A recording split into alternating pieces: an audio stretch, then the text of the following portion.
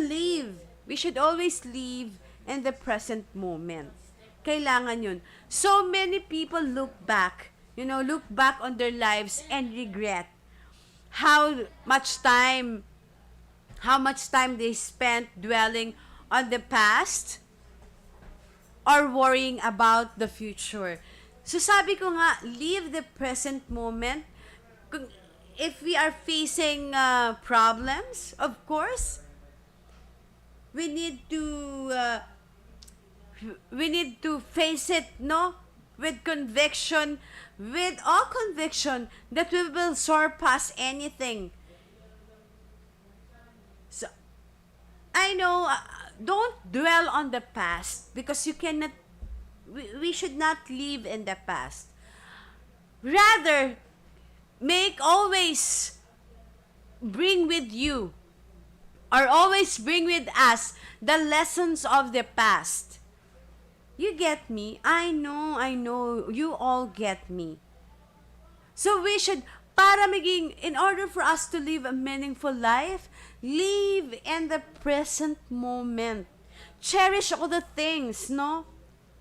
Cherish all the things that is really, that is happening, no, right now. Lalong-lalo yung good things, Having a good partner that makes you happy. So, no need for you to dwell on the past. If you have a good partner right now, as simple as that. I know we all experience to be heartbroken. So, bring those lessons in the past relationship, no? So, yun ang sinasabi ko. Dapat embrace, no? Embrace. Tomorrow it's love month. Let's be happy with the way things are. Mainly because we are happy that we are, we have partners that make our life meaningful and set aside the past heartaches. But syempre, bring with us the lessons, no? Carry us the lessons, yung whatever happened in your past relationship. Ganun lang yun. So we should live in the present moment. Yes! Absolutely indeed. Oh, di ba, Ate Babes? Lifestyles gabay sa kalusugan. Aja. Hi! So when in pursuit of a meaningful life, the only moment you have is the one right in front of you. Diba? So you cannot change what happened in the past, no matter how much you might want to. So, and you cannot control the future either. You cannot control the future no matter how much time you spend planning it all out. Diba? Sometimes we think of, how do I, diba? How would you see, or how do I see myself 3 to 5 years from now? It's just a matter of planning. But of course, we should expect change in between. But syempre, andyan din yung kailangan. We should know how to keep those important things, important people in our lives that will actually you wanted to be part of your life forever, no? And of course, ang isa niyan, the perfect example of that is your partner, no? All you have is right now, the present moment. Ika nga. So live in it and use it as well as you possibly can. So see, that is one ways on how to live a meaningful. Pangalawa, focus on the important things. What is important to you? Is it your partner? My partner is important to me. You get it right, Tony? Your children? Or perhaps your career? A cause that you have devoted your life for serving. So what are your most deeply held values? So ganun yung mga katanungan. If you can answer these questions, you can pinpoint what is important to you. Diba? So these are the things that you want to focus on. If you know those things that are important to you, the person that are important to you.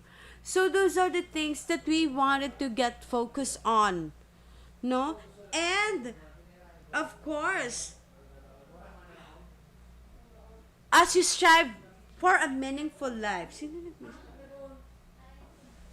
Wala pa. Later pa. Search for your purpose.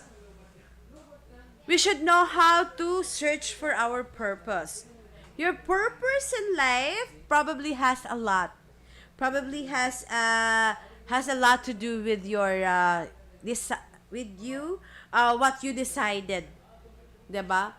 So what you decided is the most important to you. Of course, ganun naman talaga 'yon.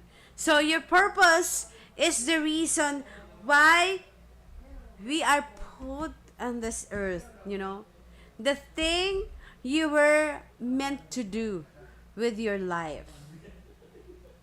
So maybe you have no idea what this is yet, but maybe you've known, no? Maybe you've known since you were 5 years old, so it could be. But either way, you are doing fine. Syempre, we are doing fine. Ganun naman lang yun. So, most of us will not know our purpose at the beginning. And syempre, as we go along, getting older, we need to search for it, our main purpose. No? Often through lots of trial and error. Life is a trial and error. Start trying things that you feel interested in. And pay attention. Pay attention to how much of these new outlets makes you feel. Diba?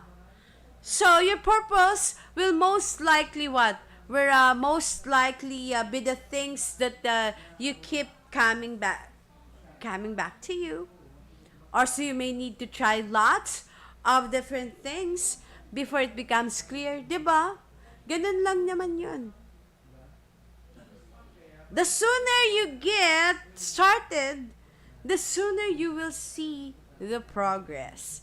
Yun po ang kailangan natin. This is really important. My next one. Be generous to others. No man is an island. So none of us is an island. Always remember that. We are surrounded by other people who are rich at a different state. Not R-I-C-H, who are rich at a different stage of their journey. Think back of the times in your life when you needed help getting from point A to B. Yung kaninang, 'di ba? And the generosity of a person, no? The generosity of a person made all the difference in helping you get to where you needed to be. Syempre, we should know how to, 'di ba? To thank, people who help us. Generosity doesn't always mean money. So, hindi po yun. Kasi you can be generous with your talent. You can be generous with your time. Kaya nga, diba, kaming nasa organizations, we always have that thing in our mind na we should always have the 3 important letter T. Time, treasure, and talent. So if you don't have the treasure, which is that included your money, so we have the time. We give time to be generous, no, by helping others, no, giving our time, and of course, the talent. We share our talent. So generosity doesn't always mean money. You can be generous with your money, but we can also be generous with your time. Oh, di ba? With words of encouragement, with your resources. So, madami. There's a lot of things on how to be generous. And with many, many other things that you may not even realize you have. You just have to cultivate. And check it on with yourself na meron ka pa palang ganito, di ba? If someone comes to you and you see a way to help them, don't deny them, the help you need. Be generous with others the way others have been generous with you. And napaka-importante, it's really important that we should be mindful of our actions. To live a meaningful life, we should be mindful with our actions. Part of living a meaningful life, sabi nila, is being self-aware. Self-awareness and paying attention to your actions and the way you receive by others. Every single one of us has flaws. And we all need to work towards improving ourselves to become better human beings. Yun po. Don't be afraid of your shortcomings. We all have that shortcomings. Instead, meet them head on. Meet them head on and work towards improving them. No? Yung mga shortcomings natin. We can always improve that. This takes courage. No, this takes courage and strength. And it goes a long way. Yun. And syempre, don't hold grudges. Kailangan, we let go of the grudges. Life is so beautiful and meaningful. Don't hold grudges. No, when you hold a grudge against someone, believe it or not, you are hurting yourself more than you will ever hurt them. Did you know what is the perfect way to, to letting go of grudges? Pray also for that person. I really believe in that. Ang indolensya po kayon sa tuya. Yan. Di ba? So don't hold grudge. You are one of who is burdened by the weight. Who is burdened by the weight. You insist when you are carrying grudges. You are the one fulfilling yourself with anger and hatred, refusing to let go. If you refuse to let go of the grudges, you have that anger and hatred. So, we should always let it go and live a meaningful life with the people that matters to you, your special someone, your family, and of course the things that really matters to you. Diba? There are so many beautiful things that can replace grudges in our life. That is why don't hold grudges. At the end of our life, you will never look back and think about how glad you are that you never forgave and the things that happened 50 years ago or like 20 years ago. Diba? Forgive and let go. Move forward. It will make you lighter and happier. And it will free you up to live life more meaningfully. And dapat matuto tayo on how to take the risk. If we want a meaningful life, we should always go out on our comfort zone, and we should know how to take the risk. Diba? You are much more like to regret something you didn't do. So, gusto nyo ba isip tayo ng isip? What if? What if? What if? So, sometimes we should know how to take the risk. Something that, we do also is very, sabi nga, you are much more likely to regret something that we didn't do than something that we did. So when you take a risk, the worst thing we can end up with is life experiences and the story behind it and the lesson that brought it up to us. But chances are, we will end up with something even better than that. So always remember that when you choose the safe route over the thing that you really want, there's a strong chance that you're getting to be haunted by, the dreaded, sabi ko na nga, what if? And there's no telling, how long those questions might last na sinasabi. You don't want to reach in the end of your life and wonder, what if? What if, you had followed your true passion? Alisin natin na that at the end of the day, we should always ask, what if? What if you had taken that job that you really wanted? What if you had moved to the place that you always wanted? Take those risks when you have the chance. Odds are, you'll regret it much more if you don't. Diba? And syempre, we should know how to live simply. We have a bad habit of crowding and cluttering our lives with lots of things we don't need. And we end up getting distracted from what we really want. Yun po.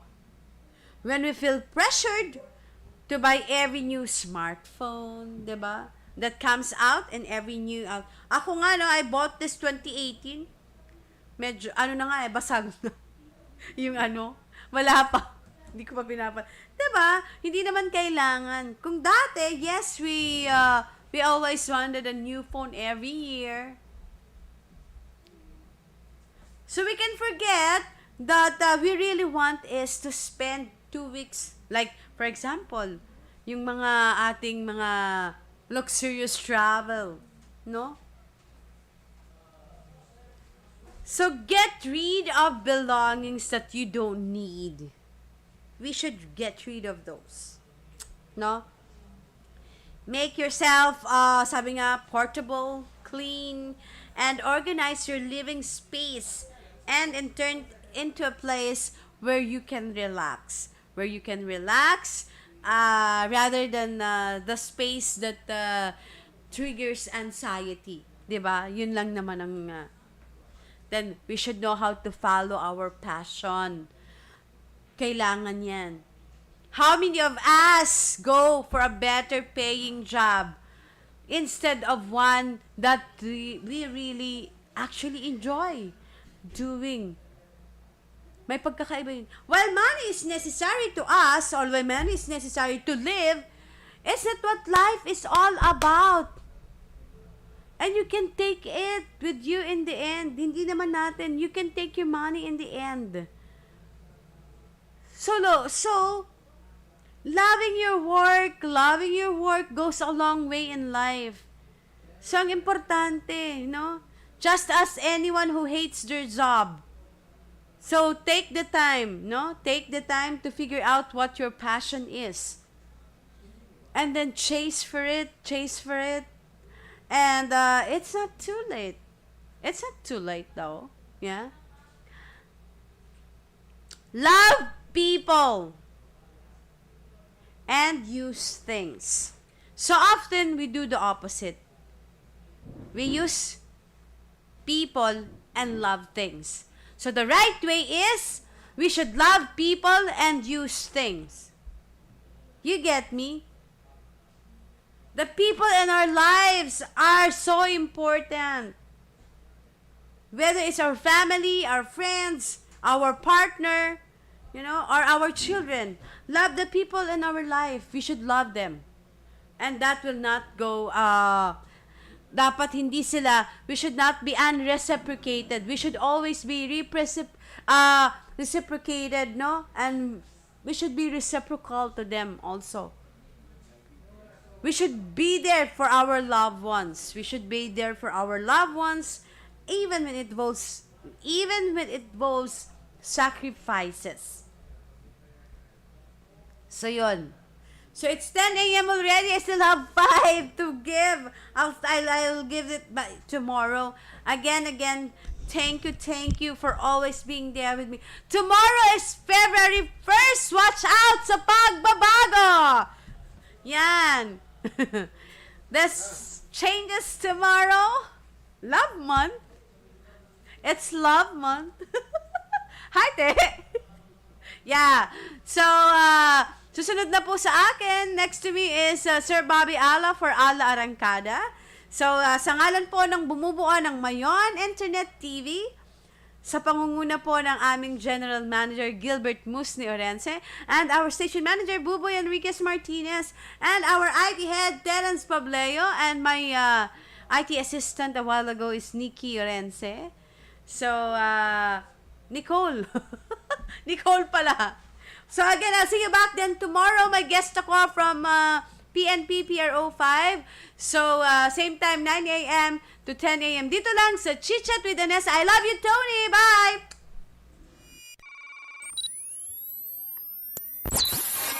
Patuloy ang pagbibigay serbisyo para sa mga kapitbahay. Maghahatid ng mga mainit na balita at informasyon. Magkalibre programa para sa inyo lahat. Ito po ang Mayon Internet TV. Ang inyong kapitbahay.